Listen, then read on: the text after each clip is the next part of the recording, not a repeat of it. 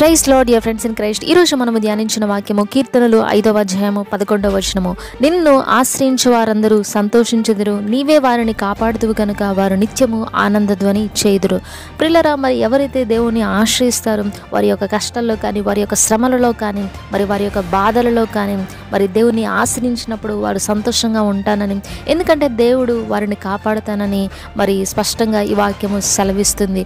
ప్రియులారా, మరి మీ యొక్క కష్టాలలో, మీ యొక్క బాధలలో, మరి మీ జీవితంలో మీరు ఎవరిని ఆశ్రయిస్తున్నారు, ఎవరిని ఆధారము చేసుకుని బ్రతుకుతున్నారు? ప్రియులారా, ఎవరైతే దేవుణ్ణి ఆశ్రయిస్తారో అన్ని సమయాలలో దేవుడు వారికి తోడుగా ఉండి వారికి ఉన్నటువంటి శ్రమల నుంచి విడిపిస్తానని వాగ్దానము చేస్తున్నాడు. మీరు కూడా మీ జీవితంలో మనుషులను ఆధారము చేసుకునక, మరి మనుషులను ఆశ్రయించక, మరి దేవుని ఆశ్రయించండి. తప్పకుండా దేవుడు మీకు మేలు చేస్తారు. ఈ రోజంతా దేవుని యొక్క కృప మీకును మీ కుటుంబానికి తోడే ఉండను గాక. ఆమేన్. May God bless.